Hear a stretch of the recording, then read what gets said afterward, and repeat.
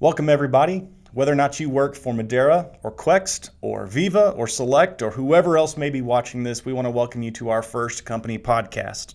I am Josh Haynes, and I am the Director of Community Impact for both Madeira and Quext. And today we are going to engage in a great conversation with Dave Marcinkowski, one of our founding partners, and Dave Gillis, our Chief Executive Officer for both Madeira and Quext. For today, Dave M. and Dave G. are going to join us to discuss one of our three core values. We talk about, and you will see these on our website, you'll see them on some of our paraphernalia: Christ, community, and constant improvement. The one we're going to tackle today is community. Now, before we get to that, let me set this up and give you a little bit of a phrase that I think most of us will remember or at least have heard before. And the phrase goes, "No man is an island." I want to give us some context for that, though, because I'm not sure we all know the story. John Donne was an English poet, and he wrote this phrase as part of his essay, Meditation 17, in which he stresses the idea that no one is truly independent of others or independent from society, that we're all interconnected to some degree and in some fashion. And how we live in connection to one another has the possibility to bring out the best in humanity. It also has the possibility to induce more and more pain. Donne would go so far as to say that any one person's death is actually a loss for all of us, that is how interconnected we are. And so because of this, at the very minimum, we, Madeira, Quext, Viva, Select, we want to be a group of people who are constantly rooting for one another, doing our best to care for one another and to truly do servant leadership in all that we do, that no job is too small and no person is beneath us when it comes to how we treat them. That said, here is my conversation on community with Dave M. and Dave G. Hope you enjoy. Well, this is a new thing we're doing. We're starting this podcast. We're working to get out into conversations with our people, whether you are in Houston or DFW or here at Lubbock Corporate, or you work with us anywhere else, you invest with us. It doesn't matter who you are. We're trying to have these conversations. We want to bring the core values to the company and have a serious and in-depth conversation. The first core value that we're going to talk about is community, but there are three. We have Christ, community, and Kanai, constant and never-ending improvement, and we're going to start bringing those to the company and to anybody else who wants to listen and join us, talking about these things over the next several weeks, months, and because they're values over the next, well, this is what we do. It's who we are. So to begin with, we're gonna tackle this conversation of community, and to kind of jump into that, I first want to introduce you both because the big dogs are at the table today, and I'm gonna start with Dave M. Dave Marcinkowski, founding partner of Madeira, Quext, the chairman of the Chamber of Commerce for Lubbock. Is there any other major crazy things that you also do for our community? I've got a problem with saying no, I guess. I've been a number of different volunteer organizations I'm a part of, and the Chamber is the current one that I'm spending a lot of time with, but school foundations, hospital foundations, former Texas Department Association president, Lubbock Department Association president of a number of committees here and there. And so I have a passion for it. I didn't realize it until I got into it, how much I enjoyed it. And so that's something I make a big part of my life. Yeah. Which I think fits into this word community that we're going to talk about today. That was just about to say, I think no matter what we're doing, the fact that we're seeking community, that you're seeking communities to be a part of our communities, that all fits into this conversation. The next guy I want to introduce across the table from me is Dave Gillis. He is the Chief Executive Officer for both Madeira and Quext. And I think kind of where I want to start with both of you is, how did you meet? How did you get here? Because I know a little bit of your backgrounds and you didn't start in the same places, even in the same industries. So, Dave M., I'm going to let you start with this conversation. Okay. And for the purposes of our audience, whether you're watching us or whether you are listening to us, I probably will refer to you at different points as the Daves: Dave M., Dave G., Dave Marcinkowski, Dave Gillis. I mean, just to differentiate. Yeah, I'm Dave, and this is my other brother, Dave. That's right. Exactly. That's right. So, Dave M., tell us how you guys met, how you guys kind of came to work together. Yeah, it was about 4 or 5 years ago when we really started to look as an organization that we had grown to such a size we needed to find leadership help in a lot of different ways. And through that journey, I started meeting with and interviewing a number of people in Lubbock to help in those areas. We're looking for a chief financial officer, and I think Mike Nelson was the first person I talked to. Well, Mike reported to Dave. Mike, as we're having these conversations, I keep hearing Dave Gillis. I'm like, man, who is this guy? And then we hired John McNally, Chief Marketing Officer. And John used to work for Dave. And the same thing, Dave's name just kept coming up. And Larry Lafreniere works for us, same thing. And so finally I was like, man, I got to meet this guy. And so I asked him to make the introduction, and Dave and I met and had, probably what was meant to be a 30-minute conversation turned into probably like a 2.5-hour conversation. And, I knew that first conversation, this is somebody I really wanted to work with. Yeah. And you've been working in the apartment industry for, how long have you been in the apartment industry? I've been in the apartment industry, next year will be 30 years. Oh, that's incredible. Okay, but across the table, you didn't come from the apartment industry. Where did you come from? Where did you come from? Yeah, where did I I was born, no, we don't want to go back that far, do you? No, after college, I started out in public accounting. So I went with, at the time, was one of the big 8, which I think it's down to the big 4 today. But I joined a public accounting firm. I was in public accounting for about 13 years. Oh, wow. Anywhere from valuation group to mainline tax group to consulting group. Did a myriad of things, got to be in thousands of different companies, which was the blessing that I didn't realize I was getting until you kind of step back and say, oh my gosh, think of all the learnings that I got from just being in those thousands of companies. I went from there, I went to the cable industry, and it was actually in the year 2000, which at the time, high-speed internet was 1.5 megs down. Yeah. So it was just replacing dial-up, and I saw that as an industry that was evolving and was going to change the world, really. And I got in essentially on the ground floor of the internet, as well as VoIP, voice over IP, was also being launched at the same time.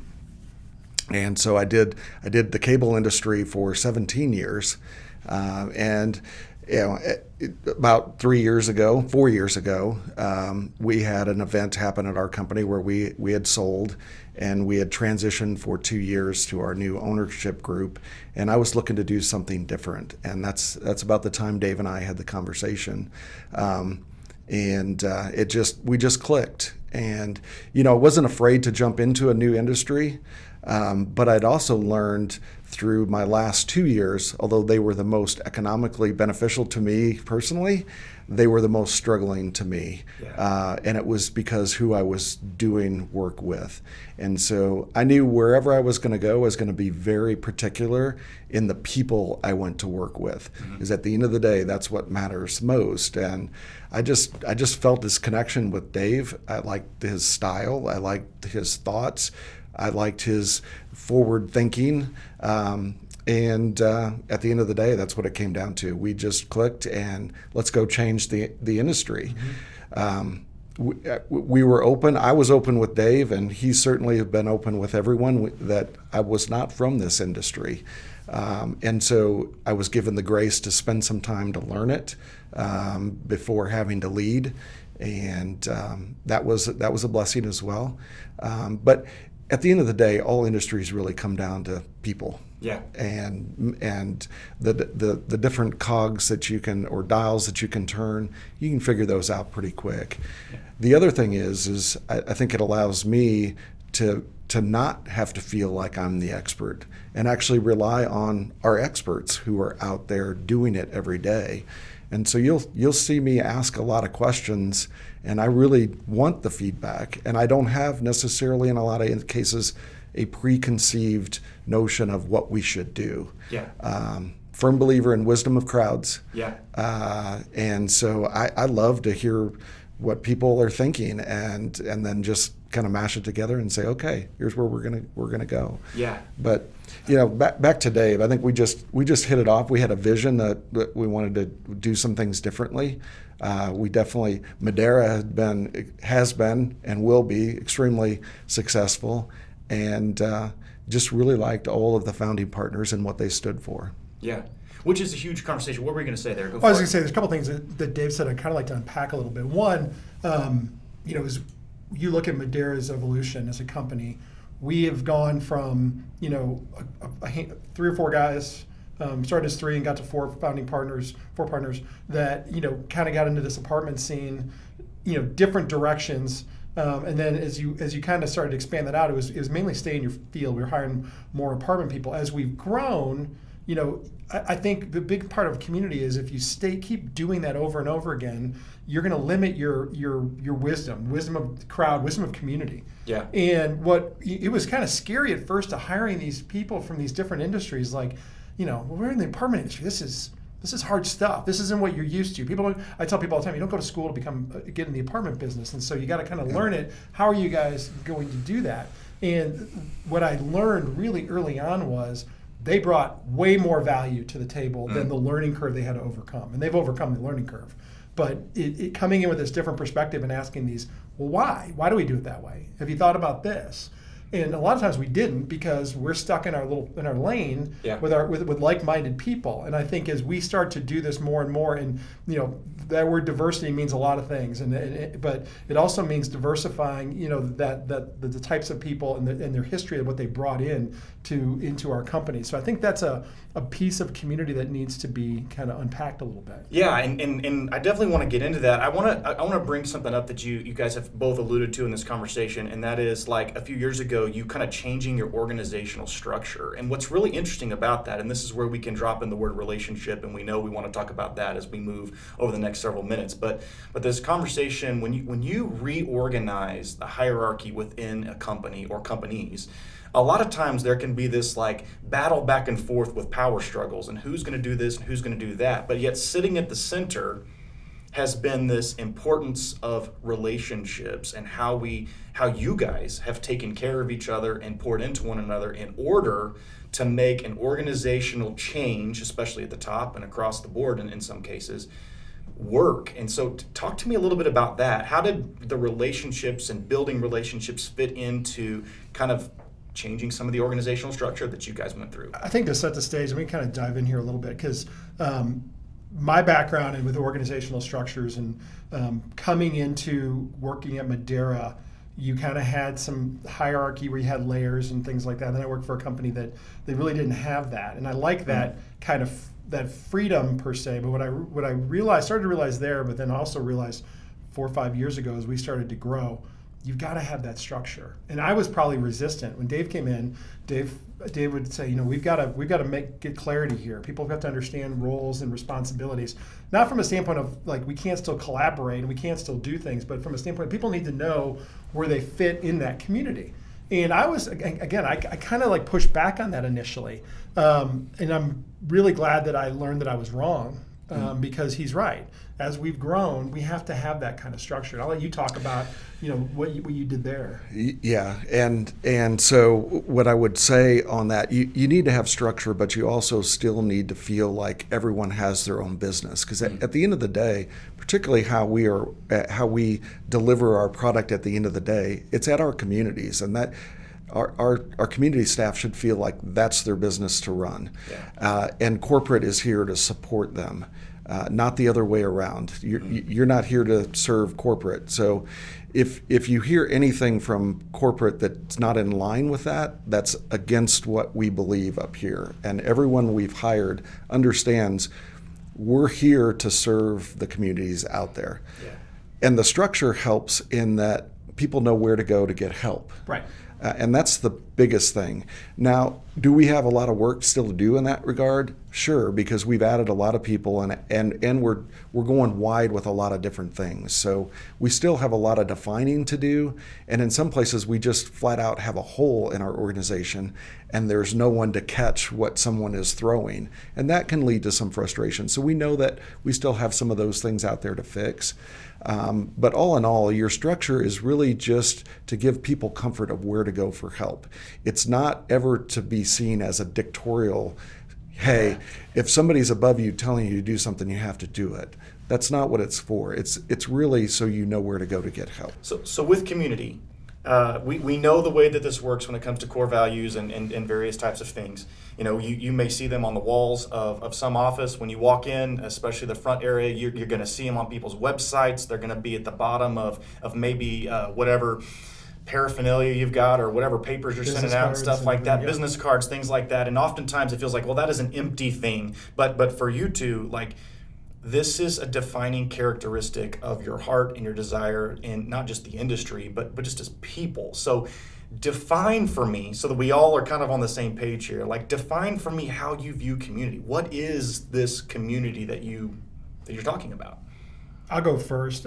For me, where I think it's easy in our space to be able to say we have apartment communities. And it's all around that community that we try to build at the apartments. An old adage is we don't have complexes, apartment complexes, we have apartment communities. Like, who wants to live in a complex? Yeah. We want to live in a community. And I've jokingly brought that up with people when I hear them say the word complex, but especially people from outside the industry who tend to use that word a lot. But it goes so much farther than that. Our community is the people that live in those apartments, but it's also our staff and our overall company as a whole. It's the vendors that we work with. It's the investors that we try to earn a return for. It's the brokers who help bring us the deals. It's and what I like to use from an analogy, I had a mentor who taught me this, is like the still water, and you drop a pebble in the middle and you get these waves that just kind of branch out. We tend to get stuck in that first little drop of the pebble in there, and we forget that we really impact a lot of people. The people that you live in your property, well, they've got family and they've got friends. There's the community that they live in. There's the city that they live in, the state, or and it's the apartment associations. These are all communities that our organization touches, that we touch individually. And so you have to look at it holistically when you look at this value. Yeah, I like what you said there, because I think there's a couple of things that come out of this when you start talking community. Everybody wants a place to belong. But when you live I guess to steal a phrase from elsewhere, when you live a purpose-driven life, part of what you're also doing is supposed to be living to help others belong. Yes. And find a place. When you think community and you start to use language around it, what do you typically say and bring up? Yeah, Dave hit it right at the heart on that ripple effect. I think, early in my career, I was challenged to get out into a larger community, right? Go try to do good in organizations that are doing things in your community. And you do that because your boss asked you to do that. But just as Dave found out, it became a passion for me as well. So I've sat on many boards as well. I was on our school board for 8 years here in Lubbock, and involved in the chamber as well as the United Way. So to me, community is way bigger than what you start out with.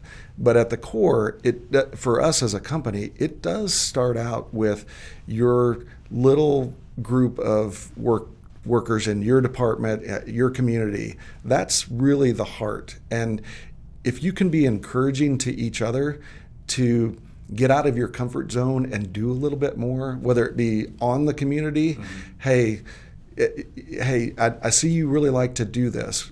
Why don't you do that more? Yeah. And confidence is a crazy thing, and there's not. It's one of those things that's really hard for you as an individual to build up yourself. Sure. You sort of need people around you to help build your confidence. It's also really easy for people around you to tear you down on the confidence. But I would just say, first and foremost, we owe it to each other to help build confidence. And when you see somebody do something that's really good, tell them about it. It will help them want to do it more. And when you start to do the little things at your community and then challenge yourself, to try to impact a bigger community, once you have the confidence, hey, that worked. I was able to influence this group. And really, it's influence is what you want to do. Influence in a positive way. Inspiration. So just, and just keep expanding your what world you're trying to, or what community you're trying to influence. Let me add on that real quick, because I love what Dave said about celebrating when people are doing good things. On the flip side, and we'll talk about this more as we move along through these values, growth occurs in that space you're not allowed, that uncomfortable space. It's where real community exists is when somebody's hurting, or when somebody maybe is off a little bit, and you have the courage to be able to have a real conversation with them about them. That shows that you care about them enough. You could sit there and say, that's their deal. It's not my deal. That's not community. Mm-hmm. Community is when you go to them and say, hey, I can tell something's not right here, or I'm not sure I agree with you here. Talk to me about it. And then you work through that together. Those types of battle, and I don't want to use the word battle, but those types of interactions are where people grow. Both parties end up believe in growing. The community grows because of it. Yeah, there's a complexity here when we talk about community, because the depth at which people are a person. And you talk about confidence. I love that you bring that up, simply because, and then the way that you talk about how you reach out to others in vulnerability, because you're risking something. When you reach out to care for another person, there's a risk in that. Mm-hmm. There's a anxiety in that, like, how am I going to be received? And then we also have to learn to receive others when they offer, And so I think a lot of what we're talking about when it comes to community is we want every property. We want the corporate office. We want our interactions with investors. We want any interaction where corporate goes to the properties. We want people to feel safe, like it's a safe place to have that conversation, where we will also